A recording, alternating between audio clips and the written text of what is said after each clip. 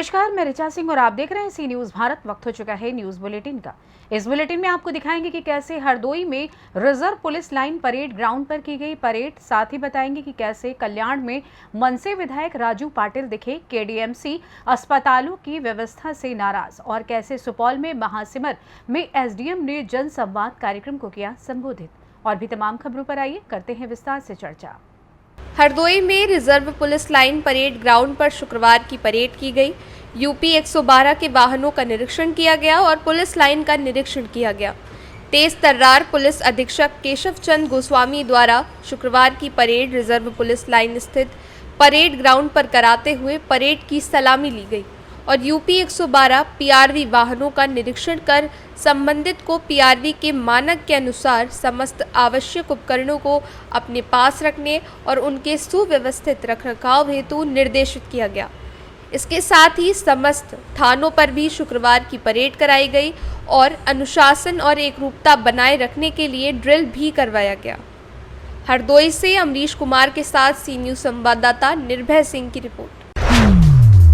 मनसे विधायक प्रमोद राजू पाटिल ने कल्याण डोंबिवली महानगर पालिका के अस्पतालों के व्यवस्था पर नाराजगी व्यक्त करने के बाद मुख्यमंत्री एकनाथ शिंदे ने आदेश दिया कि राज्य के प्रत्येक जिला कलेक्टर को तुरंत सभी सरकारी अस्पतालों, नगर पालिका और नगर पालिका अस्पतालों, प्राथमिक स्वास्थ्य केंद्रों, मेडिकल कॉलेजों के अधिकार क्षेत्र के अस्पतालों का दौरा और निरीक्षण करना चाहिए और वर्तमान स्थिति पर एक रिपोर्ट प्रस्तुत करनी चाहिए।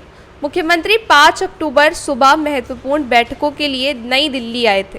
शिंदे ने टेलीविजन प्रणाली के माध्यम से राज्य के सभी जिला कलेक्टरों के साथ बातचीत करके राज्य में स्वास्थ्य सुविधाओं की समीक्षा की। इसके बाद मुख्यमंत्री ने जिलाधिकारियों को नियमित रूप से सरकारी अस्पतालों का दौरा करने के भी स्पष्ट निर्देश दिए। आइए सुनते हैं प्रमोद राजू पाटिल ने क्या कुछ कहा। केडीएमसी ही केडीएमसी झालेली आहे, म्हणजे यमाचा मार्ग मरणाचा मार्ग असणारी केडीएमसी झालेली आहे। इथे जीवन पण सुसह्य नाही आहे, मरण पण सुसह्य नाही आहे। एखादा नवजात बालकाचा जन्म होत असेल तोही चांगला होत नाही, इथे मेलेल्या माणसाची फरफट होते। सर्वीकडे सावळा गोंधळ आहे। 25-25, 30-30 वर्षी ज्यांनी सत्ता भोगली त्यांनी इथे काही केलं नाही आहे। आपल्या नावापुढे डॉक्टर लावणारे आमचे खासदार असो, इथले केडीएमसीचे आयुक्त असो, पण ते तो पेशा काय असो, काय इथे आरोग्य सुविधा काय असायला पाहिजे याची काही जाण नाही आहे।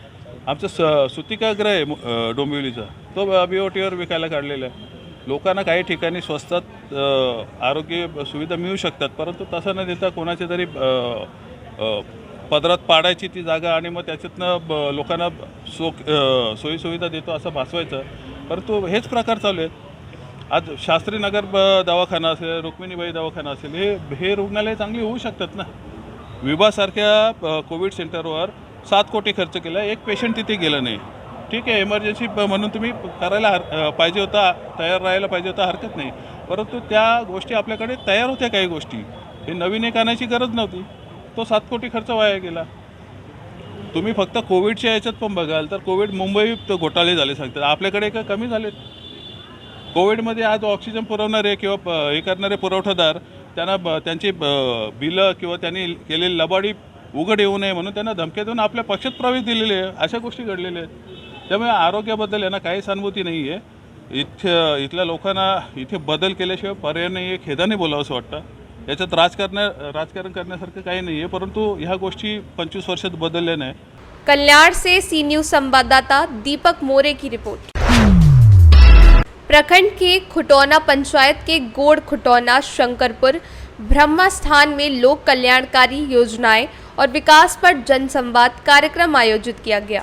जनसंवाद कार्यक्रम में 4 पंचायत खुटौना, नहरी, बीरपुर तथा कार्मेक पश्चिमी पंचायत को संवाद के लिए चयनित किया गया था, जिसमें सभी पंचायत प्रतिनिधि और बड़ी संख्या में लोग उपस्थित थे। मंच पर आते ही DM अरविंद कुमार वर्मा, SP सुशील कुमार को मिथिला रीति रिवाज के अनुसार पाग दुपट्टा से सम्मानित किया गया।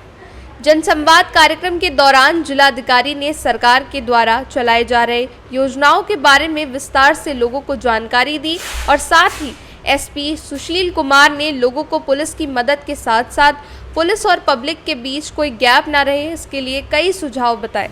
इस कार्यक्रम में SDM Abhishek Kumar, BDO Girish Chandra, CO Raman Kumar और थाना अध्यक्ष धनंजय कुमार अपने दल बल के साथ मौजूद थे और बड़ी संख्या में गणमान्य व्यक्ति और महिलाएं भी मौजूद थीं।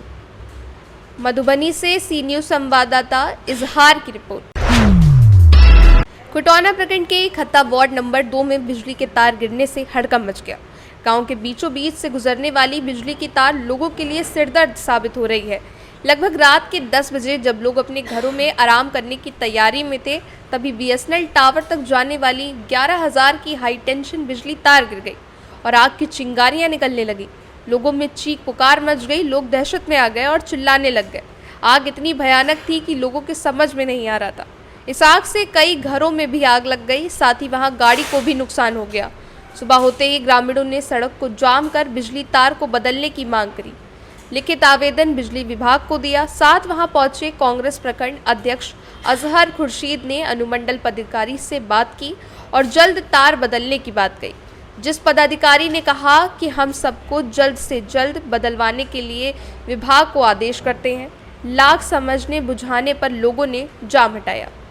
यहाँ पर जो हम लोग खड़े हैं, ये इकट्ठा पंचायत वार्ड नंबर 2 है और ये वार्ड नंबर 2 में बीएसएनएल का 11,000 का वायर पूरे गांव, मतलब वार्ड नंबर 2 और वार्ड नंबर 3 होकर के गया हुआ है, जो बिल्कुल ओपन है।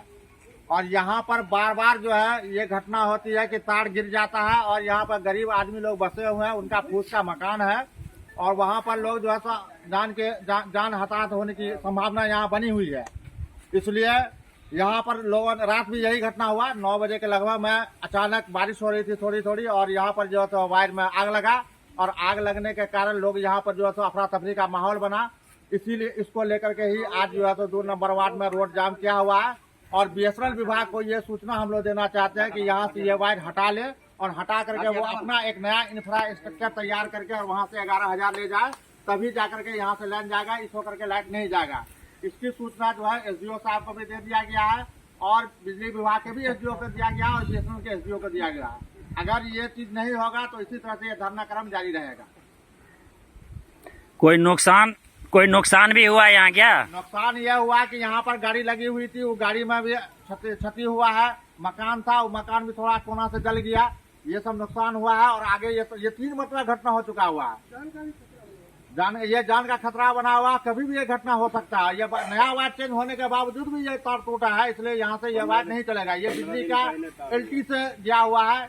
बीएसएनएल कंपनी अपना इंफ्रास्ट्रक्चर तैयार करे और इसको ले जाए। तो लास्ट में एसडीओ साहब क्या आश्वासन दिए हैं? एसडीओ साहब आश्वासन ये दिए हैं कि यह बात सही है कि किसी का जान का खतरा नहीं हो, हम लोग जो है दूसरा विकल्प हो जाएंगे। अच्छा, मांग यही है कि अपना दूसरा व्यवस्था करे। यहाँ से बीएसएनएल का तार जो है गाँव की यहाँ इस ट्रांसफार्मर से नहीं जाने देंगे, क्योंकि अगर मान लीजिए अगर कोई बच्चा होता है या आदमी जगे रहते, कोई आदमी यहाँ पर खड़ा रहता, अगर तार उस टाइम गिरता तो क्या कितना बड़ा हादसा हो सकता था।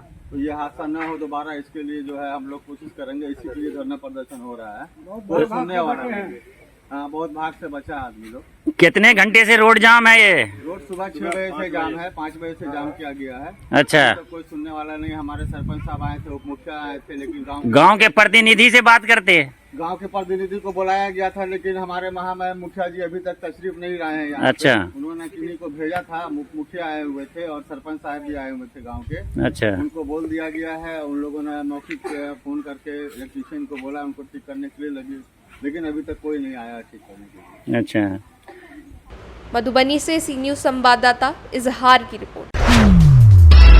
बिहार सरकार द्वारा संचालित जन संवाद से जन समाधान कार्यक्रम को लेकर गुरुवार को प्रखंड के मिहानसिमर पंचायत अंतर्गत मनरेगा कार्यालय के प्रांगण में पंचायत स्तरीय जन संवाद कार्यक्रम का आयोजन किया गया। कार्यक्रम की अध्यक्षता अनुमंडल पदाधिकारी सुपौल इंद्रवीर कुमार के द्वारा की गई, वहीं संचालन प्रखंड विकास पदाधिकारी राजकुमार चौधरी द्वारा किया गया।